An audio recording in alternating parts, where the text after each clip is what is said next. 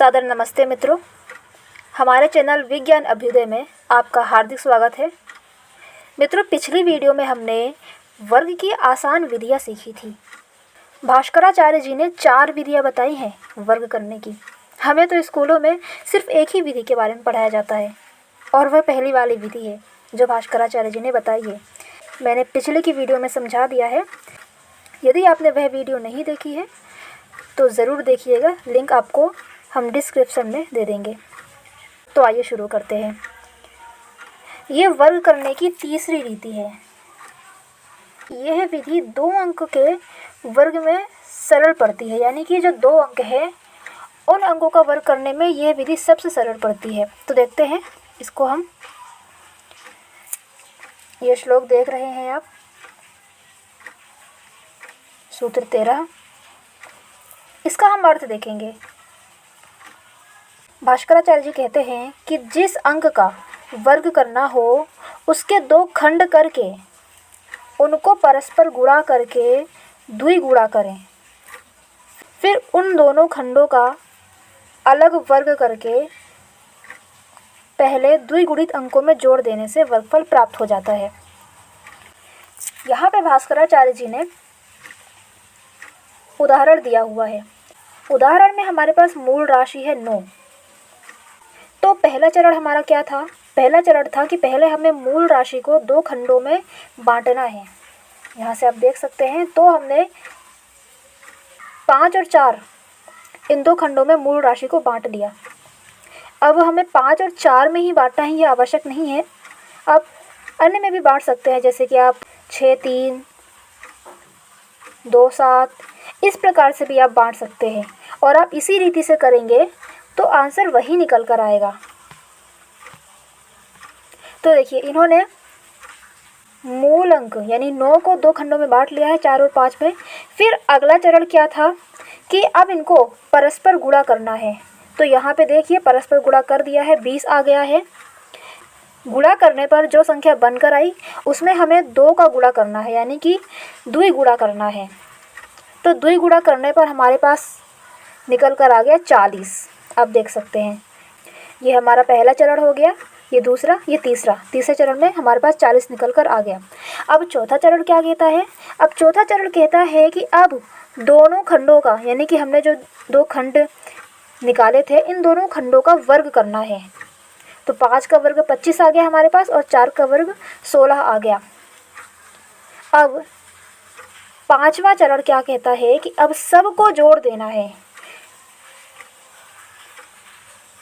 जो हमारे पास 40 आया इसको, फिर इनके जो वर्ग आए इन सबको जोड़ देना है। ये यहाँ पे आप देख सकते होंगे। तो जब इन सबको जोड़ दिया तो हमारे पास आंसर आ गया 81। तो बहुत ही सरल विधि थी। अच्छा चलिए, अब इन्होंने तो 4 और 5 का खंड किया है, यहाँ पे हम कुछ और खंड कर लेते हैं 9 का। हम 2 और 7 का खंड कर लेते हैं। हमने 9 के 2 खंड कर लिए। अब दूसरे चरण में क्या है कि अब इनका परस्पर गुणा करना है। तो हमने ये परस्पर गुणा भी कर लिया। द्विगुणा करना है तो हमने 14 में द्विगुणा भी कर लिया, हमारे पास 28 आ गया। इतना प्राप्त हो गया हमें।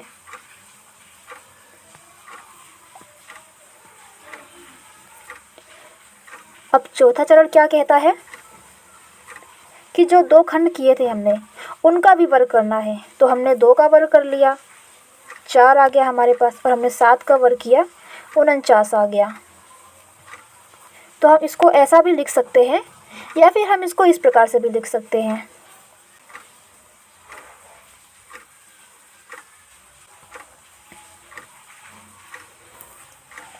अब जोड़ेंगे, ये देखिए आ गया हमारे पास 81 निकल कर। तो बहुत ही आसान विधि है। आपको बस संख्या के 2 खंड करने हैं, किन्हीं भी संख्याओं में कीजिए।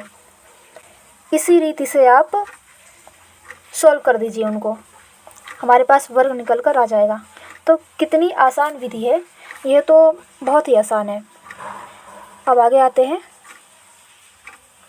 आगे अब 1 अंक का तो हमने देख लिया, अब हम देखते हैं 2 अंक का कैसे किया है इन्होंने। तो हमारे पास ये अंक है 14। अब 14 के हमने 2 भाग कर लिए, 2 खंड कर लिए, 6 और 8। अब 6 और 8 का हमने परस्पर गुणा किया तो हमारे पास 48 निकल कर आ गया। अब जो तीसरा चरण था क्या था कि हमें 2 का इंटू करना है, द्विगुणा करना है। तो हमने 48 में द्विगुणा किया तो हमारे पास 96 निकल कर आ गया,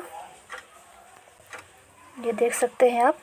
अब क्या था हमारा चौथा चरण क्या था कि अब इनका वर्ग करना है। तो हमने 6 का वर्ग किया तो हमारे पास 36 आ गया और 8 का वर्ग किया तो हमारे पास 64 आ गया। अब इन सब को, इन तीनों को हमें परस्पर जोड़ देना है तो हमारे पास आ जाएगा 196। ये हो गया 14 का वर्ग। तो बहुत ही आसान विधि है। अब यहाँ पे 14 का ही किया गया है, अलग राशियों में खंड किया है, 4 और 10।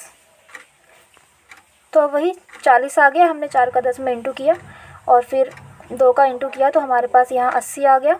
और फिर हम इन दोनों का वर्ग किया हमने 4 और 10 का, तो हमारे पास ये संख्या आ गई। इन तीनों को हमने परस्पर जोड़ दिया तो हमारे पास वही आंसर आ गया 196। तो प्रैक्टिस करके देखिएगा एक बार, काफ़ी अच्छी विधियां हैं और बहुत अच्छे से समझ में आने वाली हैं। अब देखते हैं हम विधि 4, वर्ग करने का चौथा प्रकार। तो ये भी काफ़ी इंटरेस्टिंग है और सरल विधि है। तो हम अर्थ देखेंगे। भास्कराचार्य जी कहते हैं कि मूल राशि में कोई अंक इष्ट मानकर एक जगह घटा दें और एक जगह जोड़ दें, फिर उन दोनों राशियों को परस्पर गुणा करें और जो इष्ट कल्पना किया है उसका वर्ग करके दोनों राशियों का गुणा करने से जो राशि प्राप्त हुई है उसमें जोड़ दें, तब हमें वर्ग प्राप्त हो जाएगा। तो आइए इसको प्रैक्टिकली देखते हैं करके। यहाँ पे भास्कराचार्य जी ने ये 257 मूल राशि दी है। जो हमने तीसरी रीति देखी थी वर्ग करने की, वो 1 या 2 अंकों के लिए था, यानी कि 1 या 2 अंकों का वर्ग करना हमारे लिए आसान था उस रीति से। तो अब हमने 1 और 2 अंकों का वर्ग देख लिया है, अब हम देखेंगे 3 अंकों का वर्ग करना।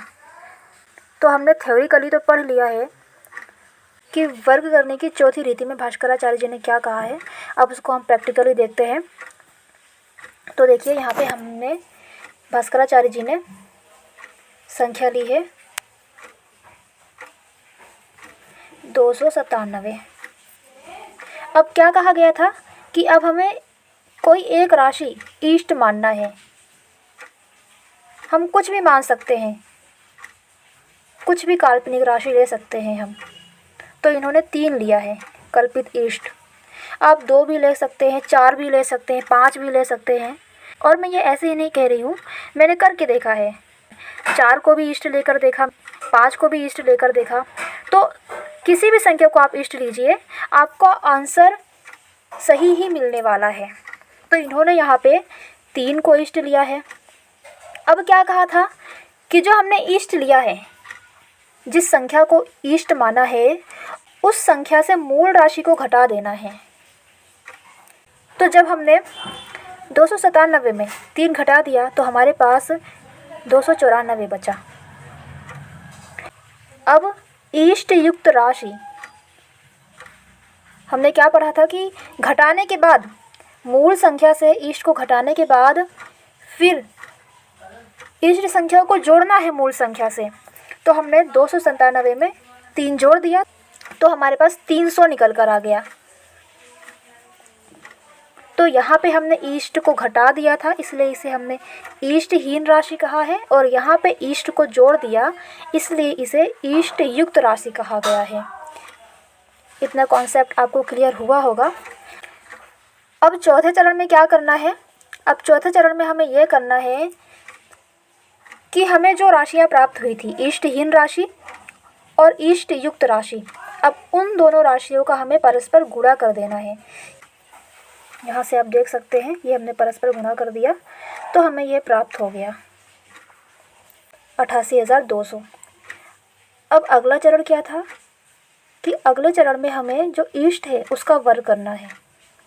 तो हमने 3 को इष्ट माना था, 3 का वर्ग किया तो हमारे पास 2 निकल कर आ गया। अब क्या करना है अंतिम चरण में कि इस संख्या को और इस संख्या को जोड़ देना है। ये आप देख सकते हैं, ये हमारा वर्गफल निकल कर आ गया। देख लीजिएगा, 297 का वर्गफल यही होता है। तो ऐसी कुछ विधियां हैं, बहुत ही आसान विधियां हैं और काफ़ी रुचिकर है और इतनी आसानी से समझ आ गई। मुझे उम्मीद है कि आपको भी बहुत अच्छे से समझ में आया होगा, परंतु फिर भी यदि कोई डाउट हो तो कमेंट में ज़रूर बताइएगा। हम पूरा प्रयास करेंगे कि आपके डाउट्स को क्लियर कर सकें, तथा इसके पीछे हमारा मुख्य उद्देश्य है भारतीय गणित का प्रचार प्रसार करना और यह प्रमाणित करना कि आधुनिक गणित के मूल में हमारी भारतीय गणित ही है। तो भारतीय गणित सीखिए, हमारी संस्कृति से जुड़िए और यदि आप इस काम में हमारा साथ देना चाहते हैं तो हमसे कांटेक्ट कीजिए। मिलते हैं अगली वीडियो में, तब तक के लिए नमस्कार।